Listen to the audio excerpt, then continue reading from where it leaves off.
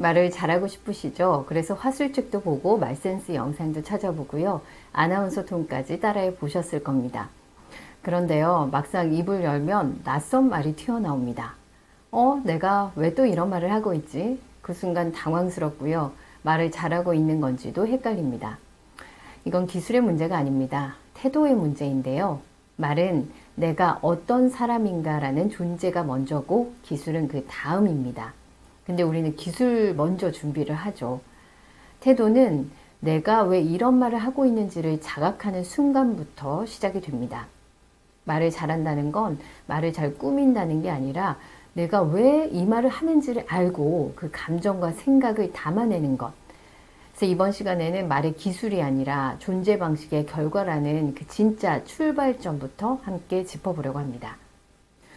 이번 강의에서 꼭 짚고 넘어가고 싶은 개념이 하나 있습니다.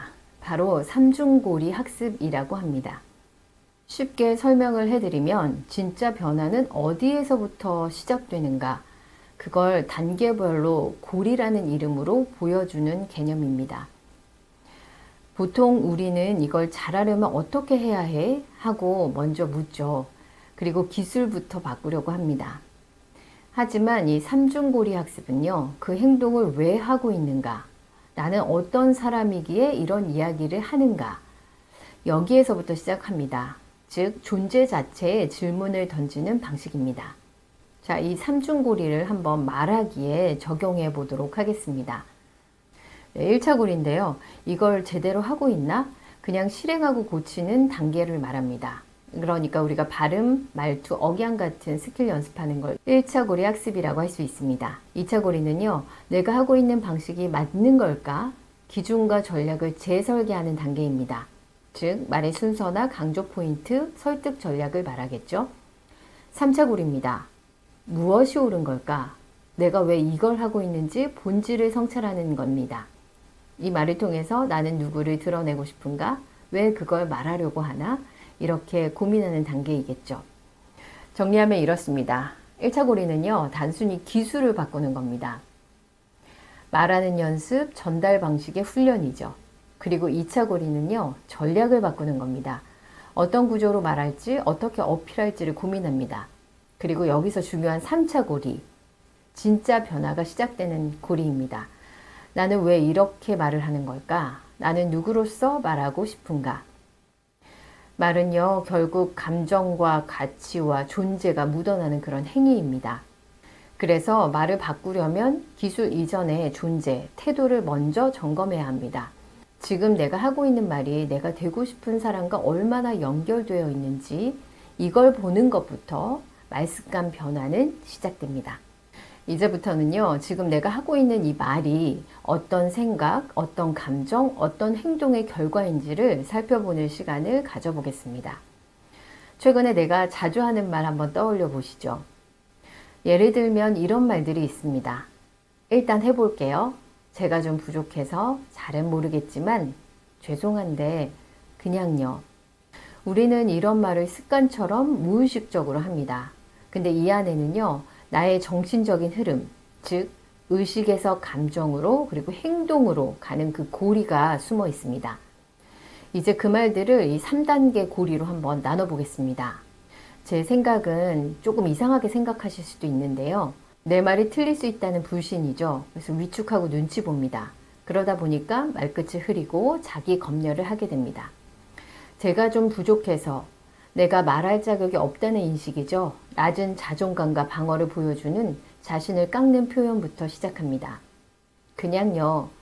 얘기해봤자 복잡해질 거라는 회피입니다. 무기력과 피로감을 보여주죠. 그래서 대화를 끊거나 감정을 숨깁니다. 일단 해볼게요. 싫다고 말하면 관계가 틀어질까봐 거절에 대한 불안과 책임 회피가 있습니다. 확답을 피하고 흐리게 마무리합니다. 죄송하지만 내가 민폐가 될 수 있다는 전제가 있죠. 불편함과 위축이 있고요. 과도한 사과와 요청 앞에 수많은 쿠션이 붙습니다. 말은 단순한 버릇이 아니라 내 생각과 감정, 행동이 이어진 루틴이라는 걸 알 수 있습니다. 내 말은 내가 나를 어떻게 보고 있는지 그 의식과 지금 어떤 기분 상태인지의 감정, 그리고 결국에 어떻게 표현하고 있는지의 행동, 이 세 가지를 고스란히 담고 있습니다. 그래서 단순히 말투만 고쳐서는 바뀌지 않습니다. 의식부터 들여다 봐야지 말이 바뀝니다. 자, 이제 앞에 예시들을 다시 말해 보겠습니다. 그냥요. 이 말은 좀 어떻게 바꾸면 좋을까요? 설명은 어렵지만 얘기해 보고 싶습니다. 제가 좀 부족한데 이건 제 관점입니다. 일단 해보겠습니다. 결정 전에 검토하고 내일 말씀드리겠습니다. 그럴 수도 있죠. 저는 조금 다르게 느꼈습니다. 왜냐하면 이런 단순한 문장 바꾸기가 아닙니다. 내가 어떤 태도로 말하고 싶은가를 다시 정하는 일입니다. 말은 기술이 아니라 태도입니다. 발음을 고치고 전달법을 익히고 멘트를 연습을 해도요. 말이 어색하게 느껴지는 이유는 태도가 준비가 되지 않아서입니다. 내가 이 말을 어떤 마음으로 하고 있는지, 무엇을 믿고 있는지 그게 정리되지 않으면요. 말은 불안하고 흔들리고 공허해지기도 합니다. 말하기의 중심에는 정체성과 자격이 있습니다. 예를 들어서 누군가에게 운동하세요 라고 말을 하려고 하면요. 그럼 나는 어떤 사람이어야 할까요? 정기적으로 운동을 하는 사람, 생활 속에서 그 말을 실천하고 있는 사람일 때 그때 말의 영향력이 커지겠죠. 정보가 아니라 살아있는 메시지가 될 수 있습니다. 그래서 진짜 질문은 이겁니다. 나는 이 말을 할 자격이 있는 사람인가? 나는 어떤 태도를 가진 사람으로 이 말을 전하고 싶은가? 말은 결국 자기가 원하는 모습에 대한 자기 선언이라고 생각합니다. 이럴 수 있겠죠. 나는 내 감정을 감추지 않고 설명하는 사람이다. 나는 내 관점을 검열하지 않고 전하는 사람이다. 나는 말로 나를 표현할 수 있는 사람이다.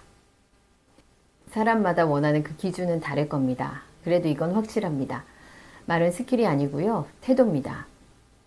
태도는 내가 어떤 사람이고 싶은지를 보여줍니다. 내 안에서 정리된 사람이 하는 말은 기술이 좋지 않아도 사람을 움직일 수 있습니다. 왜냐하면 그 말에는 중심이 있고 진심이 있고 태도가 있기 때문입니다. 말하기는 연습보다 먼저 내가 어떤 존재로 말하고 싶은지를 묻는 일입니다. 말은 기술이 아니라 어떤 태도로 말하는가라는 존재의 표현입니다.